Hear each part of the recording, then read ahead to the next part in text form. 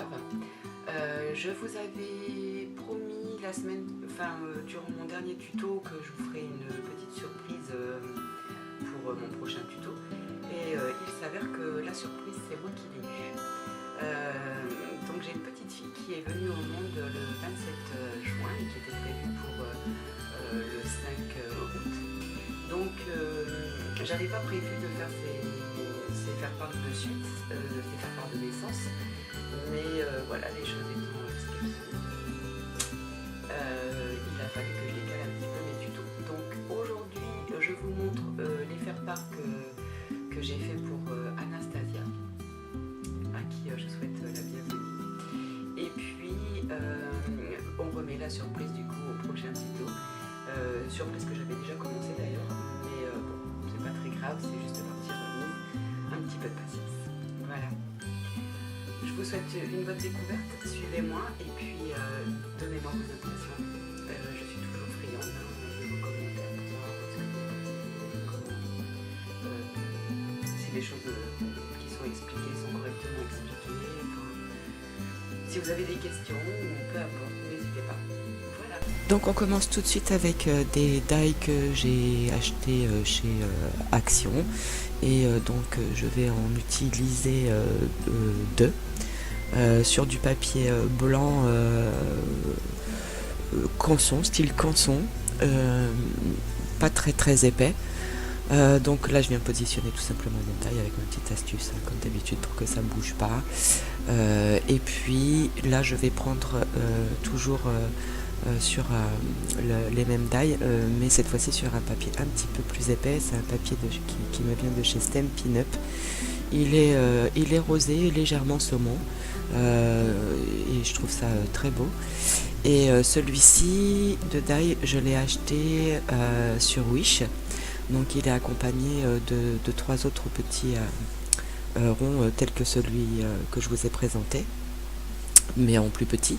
Et puis ça c'est, j'adore en ce moment, je les collectionne, ces petites poupées là, et elles sont, c'est pareil, ça vient aussi de Wish, et je les ai achetées avec la découpe, et c'était la première fois que je voyais ça, et du coup je m'en suis commandé plusieurs. Et je vais utiliser une partie, donc je ne vais pas utiliser le die pour cette fois-ci, mais je vais utiliser le tampon. Donc je sors ma presse à tampon et je vais venir caler mon cercle et positionner ma petite poupée comme vous pouvez le voir à l'écran. Et ensuite tout simplement je vais venir la positionner, l'ancrer. Donc vous allez voir que j'ai pris l'encre Memento parce que à la base je voulais faire avec des feutres à alcool, et puis je me suis dit non, je veux que ça reste quand même un peu doux, même si avec les crayons de couleur on peut faire quelque chose d'un peu plus foncé, vous allez le voir d'ailleurs après à l'écran, mais j'avais envie de quelque chose d'un peu doux, donc j'ai décidé de rester sur les crayons. Donc là je viens ancrer ma petite poupée, et comme je ne veux pas le bas, je retire un peu, mais j'ai protégé quand même ma plaque pour qu'elle soit pas tachée par l'encre avec un papier cartonné. Et puis je vais venir faire ça à la chaîne, comme je vous ai montré sur mon dernier tuto, la façon dont je m'organise quand j'ai des grandes quantités à faire, bien que là il n'y en avait pas tellement, mais bon.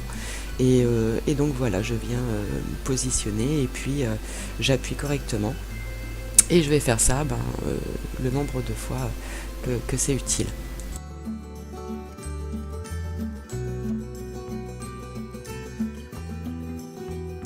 Une fois que tous mes éléments sont prêts, il est temps de venir coloriser un petit peu ma petite poupée là. Donc je vous mets les crayons comme ça vite fait, les miens ce sont des Faber-Castell, et je vais venir ensuite estomper avec mon huile minérale, il me semble que c'est comme ça que ça s'appelle. Je ne l'ai pas là sous la main, enfin bref, vous m'avez déjà vu l'utiliser à plusieurs reprises. Et puis alors là évidemment la vidéo est accélérée plus parce que c'était pas le but de la vidéo, et du coup vous allez voir assez vite la couleur apparaître. Et puis je viens avec des estompes. Là j'ai choisi une estompe goupillée, mais il existe des estompes lisses. J'aime bien utiliser les deux, et puis vous allez voir que là j'utilise deux techniques. Celle où je mets tout en aplat et où je viens ensuite passer mon estompe, et puis une où je viens mettre le crayon foncé là où ça me plaît, et ensuite je viens étaler la couleur avec l'estompe goupillée. Et la goupillée est quand même plus intéressante, je trouve, pour emmener la couleur, pour faire les fondus. Donc vous allez pouvoir constater par vous-même la différence de travail. Après, c'est la technique qui fait que on a envie d'utiliser une méthode ou une autre, ou la situation, ou ce qu'on veut faire en effet final.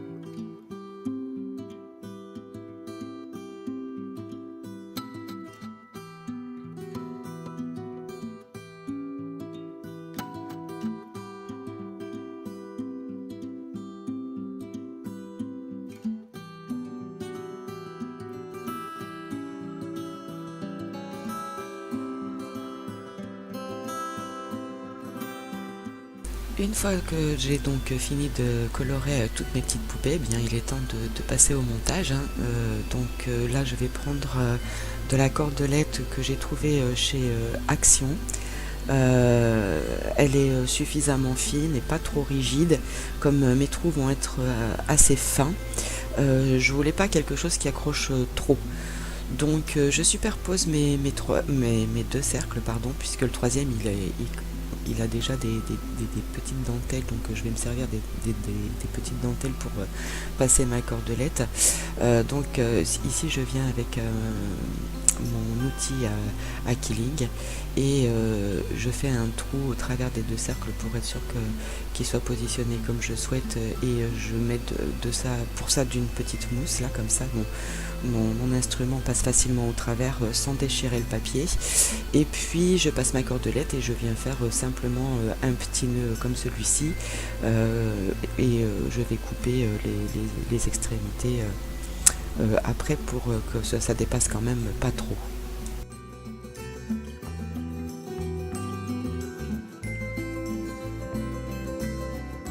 Une fois que ceci est fait, j'ai décidé de mettre un petit peu de glossy accent sur deux petits cœurs, et vous allez voir que ça va faire virer un peu la couleur.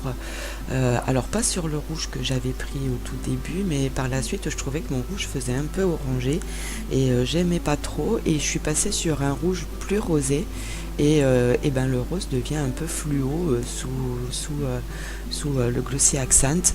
Bon, après ça me dérange pas plus que ça, ça met un point un petit peu plus illuminé dans la carte, et puis ça me plaisait bien, donc j'ai continué quand même, j'ai laissé. Et puis je trouvais sympa d'attirer l'œil sur quelque chose un peu plus brillant et plus soutenu, donc voilà. Et bien voilà les petites mains de ma Piu Piu, ça faisait longtemps que vous n'en aviez pas entendu parler, mais quand j'ai tourné ce passage-là, c'était mercredi, donc elle était en congé et ça faisait un moment qu'elle me réclamait pour faire une petite vidéo avec moi, donc ben, c'était l'occasion là qu'elle participe au faire part de sa cousine. Et donc elle va m'aider à faire les petites pochettes qui vont accueillir le faire-part. Faire-part d'ailleurs qui m'a été inspiré par une photo que j'ai vue sur un site, sur Facebook. Je suis abonnée à Scrap un jour, Scrap toujours. Et voilà, il y avait une personne qui avait mis ce qu'elle avait fait, et j'avais trouvé ça vraiment original, et du coup je m'en étais inspiré tout simplement.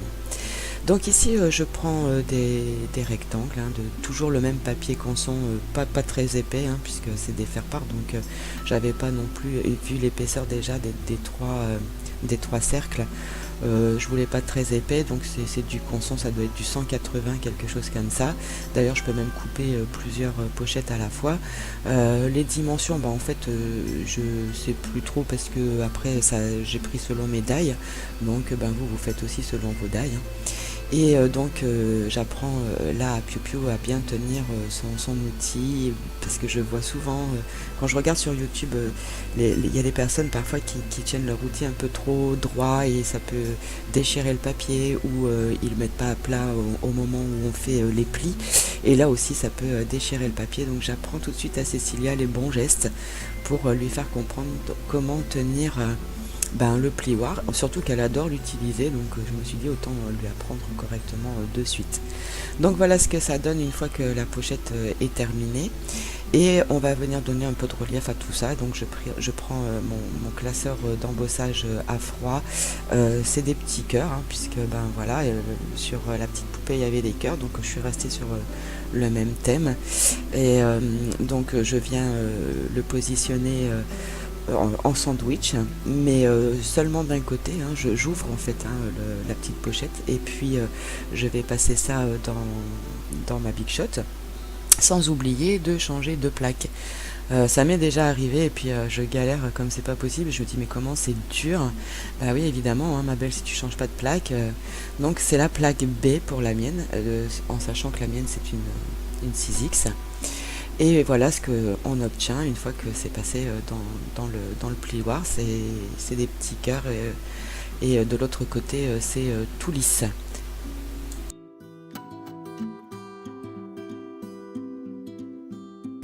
Et une fois que ceci est fait, bien je vais venir faire une petite encoche, hein, pour qu'on puisse sortir correctement le faire-part sans galérer. Donc je viens mettre des repères sur mon papier quadrillé, juste pour éviter de toujours reprendre les mesures. Donc je repositionne toujours ma carte au même endroit, et je viens poinçonner avec ma perforatrice cercle de chez Stampin' Up également. Et de cette façon là je vais obtenir mon encoche au même endroit pour chaque carte, et de la même profondeur, parce que je peux prendre mes points de repère sur ma perforatrice. Là on le voit pas, mais dans le fond il y a un petit trait qui nous permet voilà, de bien faire les choses au centre. Et d'ailleurs vous pouvez le constater là, toutes mes encoches sont au même endroit. Une fois que ceci est fait, je reprends des die pareil que j'ai acheté chez Wish. Il y en a 4, je vous les présente, Cécilia vous les présente vite fait. Et je savais pas lesquels choisir, parce que je les trouvais tous beaux, alors j'ai pas choisi. C'est un choix de faire un non-choix. Donc voilà, c'est ce que je fais, je prends les 4, et puis je vais repasser sur le papier rose, le même que tout à l'heure, et je n'oublie pas de remettre ma plaque A sinon ça va pas couper. Une fois que je les ai tous passés dans la Big Shot, et ben voilà, vous reconnaissez ma petite astuce, mon petit tapis, ma petite brosse à dents pour retirer ce qui restait accroché potentiellement. Et puis voilà le résultat que ça donne, hein. Donc je vous les présente là aussi vite fait. Et puis je vais venir après avec un cercle tout lisse, pareil, que je vous ai montré tout à l'heure, un petit qui va rentrer justement entre les dentelles, là, blanc également, où je viendrai par la suite coller une petite fleur blanche que j'avais trouvée chez Action, et je vais le faire avec de la colle chaude.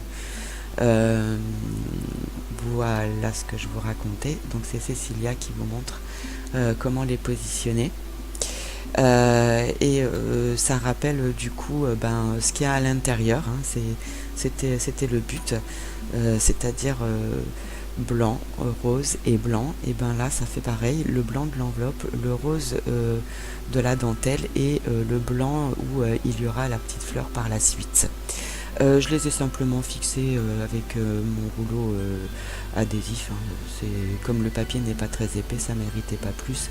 Et puis si j'avais utilisé de la colle liquide, ça aurait pu faire tout simplement gondoler mon papier qui n'est pas très épais.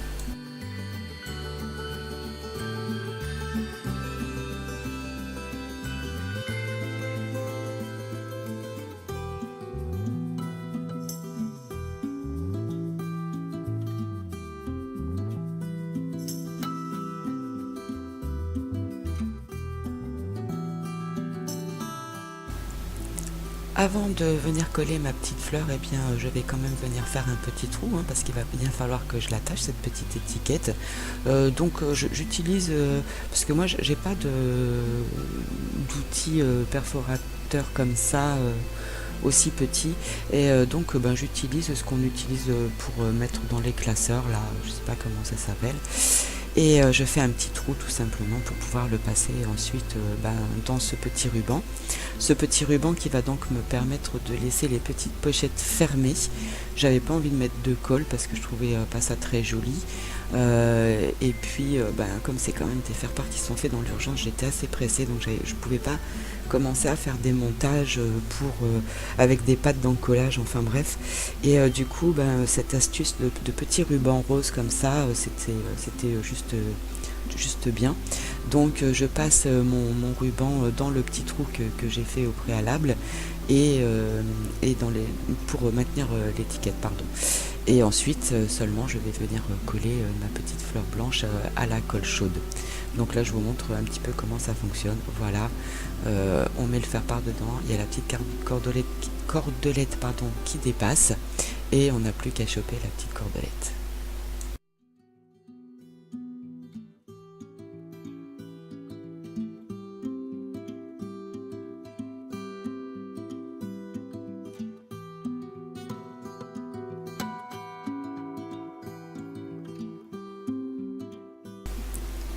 Donc sur le rond rose, il y aura la photo d'Anastasia, et sur le rond blanc, il y aura un petit texte pour présenter sa date de naissance. J'ai mis blanc sur blanc, et la photo elle sera sur le rose. Ensuite je viens faire une boîte pour offrir ces faire-part à ma fille, parce que j'avais pas trop envie de lui offrir juste comme ça, et puis comme elle est sur Valenciennes, je vais les transporter, ces petits faire-part, et j'avais pas envie d'en perdre en cours de route, et puis parce que voilà, ça a fini bien le travail, je trouve. Donc sur la boîte je vais pas revenir énormément, parce que c'est la même boîte que j'ai fait à Noël pour une des résidentes que j'accompagne dans mon travail, et c'était un cadeau pour elle, et j'ai fait exactement la même boîte, sauf que j'ai pas utilisé de papier transparent, j'ai juste utilisé le papier blanc, simplement. Et quant aux mesures, eh bien là aussi c'est pareil, c'est selon vos enveloppes. Moi j'ai fait 5 cm de côté et 11 cm pour le fond. Et pour le dessus de la boîte, j'ai fait 3 cm de côté et 11,5 pour le dessus. Là par contre je fais une petite erreur, au lieu d'aller en vis-à-vis, je viens sur le côté, et or on fait pas ça parce que sinon il y a une patte d'encollage qui va être collée sur l'extérieur. Bon, je sais que ma fille va pas m'en vouloir, elle sait que je suis dans l'urgence, elle sait que je travaille, que c'était pas prévu et que du coup je speed. Je fais ça après mes heures de travail ou avant mes heures de travail, donc là j'avais plus trop envie de recommencer, donc bon, je fais quand même, en sachant que de toute façon le couvercle du dessus va venir cacher un peu tout ça, mais ne faites pas la même erreur. Quand vous faites des onglets comme ça, il faut aller en vis-à-vis pour que les pattes d'encollage soient à l'intérieur et non pas à l'extérieur. Ensuite j'utilise le même die que j'avais utilisé pour Noël, hein. Malheureusement je ne sais pas encore comment on fait pour vous mettre une vidéo de référence qu'on a déjà tournée par le passé. Ceci étant dit, elle ne doit pas être si loin que ça parce que j'en ai pas refait des tonnes depuis. Et puis c'est une boîte noire, et ben c'est exactement la même technique. Donc je vous laisse aller rechercher dans mes vidéos précédentes. Donc voilà, ça se présente comme ça, donc je mets les petits faire-part dedans. Et puis voilà, le die que j'ai utilisé, vous le reconnaissez. Et puis à partir de là, vous ne verrez plus grand chose si ce n'est la fin. J'espère en tous les cas que ce projet vous a plu. N'hésitez pas à me laisser vos commentaires. Moi j'ai pris beaucoup de plaisir à faire cette petite boîte. J'espère qu'elle va plaire également à ma fille, hein, puisque j'ai décidé un petit peu de tout parce que dans la précipitation on n'en avait pas trop parlé. On pensait avoir encore un peu de temps, ce qui n'était pas le cas, mais tant pis, ou tant mieux. Donc voilà, laissez-moi vos commentaires si vous le souhaitez. Et puis comme d'habitude, n'oubliez pas, soyez des messagers d'amour. Au revoir et à bientôt.